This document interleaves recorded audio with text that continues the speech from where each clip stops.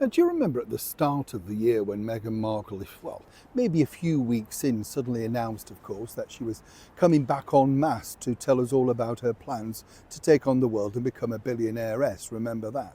Fascinating, if you remember, because it was that artist sort of coloured white blouse and black and white shots and everything that was supposed to make us think that she was really a businesswoman in the making. And again, it was very much like, I was not really that bothered. Things were going quite well. But then, of course, Netflix said, we'd like to be your partners. So she thought about it, right? And then suddenly they're her partners. Again, Meghan being very, very, shall we say, fragrant with the actual truth. Or is she? As ever, let me explain. Morning, good to see you, chums. Thank you so much as ever for joining me today in the very heart of a warm and humid and beautiful London. I hope you're keeping well. Whatever you do, we'll have a lovely wave. Lovely to have your company as ever. And thank you so much for joining me.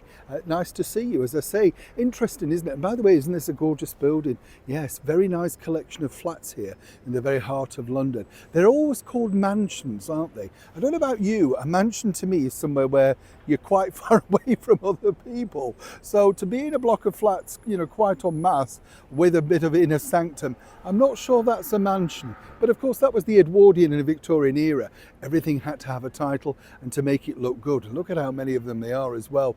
Let's get back, of course, to your royal story of the day. This is kind of interesting because I told you the other day that, basically Meghan Markle, there were lots of stories going around, particularly online and things, about how she's reached the end of the line, she's run short of money, things are going dreadfully wrong. Well, they are on one aspect, and that is the TV show. You couldn't get a more lackluster campaign when you consider in a matter of days now, Meghan's going to be back with her second season, the fake second season of As Love with Love Meghan, right? And truly, it's not really, nobody cares. I mean, the pan of chips that she had boiling on that Instagram thing, could you make it any less appealing? I mean, I'm not a great cook, right, chums, but even I could make that look a little bit more effort-wise, you know what I mean? But clearly, Meghan's given up the ghost. What's interesting, though, is, as I say, the bottom line is there's no money now to be made from the Netflix show. There's simply no coffers left. That's because, of course, they will do a Christmas special. I'm still sort of 100% not sure if that will ever see the light of day. If this truly becomes any worse for Meghan, then consequently, I think things will be moving on at a fast pace, if you get my drift. But Meghan recently received an extra lucrative payday. And that really is the sort of bone of contention of where people are getting this wrong. Because when you think about it, people are writing her off.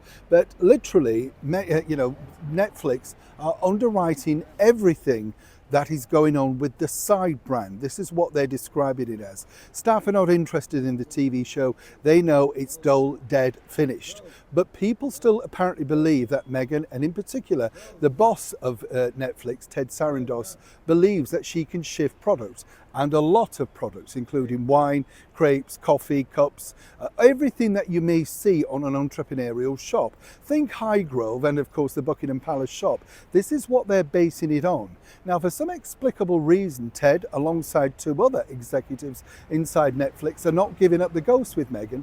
They believe that she can still turn this around. And all it really takes is some good endorsements. One of the ideas, and as ever, I have to say allegedly, but you'll be hearing about this soon from others, is to send over bottles of the wine to some of the Saturday morning TV shows, Saturday Kitchen, Love Your Garden with Alan Titchmarsh, possibly under a guise, right? So not under the guise of Meghan Markle's wine.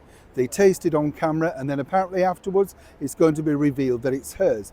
If, of course, and again, if that is a good review. These are the sort of marketing tactics they believe that they can turn around Meghan's brand. Hence the reason they're quite willing and happy and seemingly very keen to invest. It's a big long shot, isn't it, when you think about it? And why on earth would you want to risk doing that? But seemingly, Meghan Markle, to Netflix at least, is still a very lucrative option. Now, the sales of the wine independently are absolutely tanking. But apparently inside the brand, they believe it's just a matter of time with the festive season upon us, and no doubt a huge plug on her Christmas promo, that things will look very rosy indeed in 2026. Now are you buying it? Neil Sean in the very heart of London.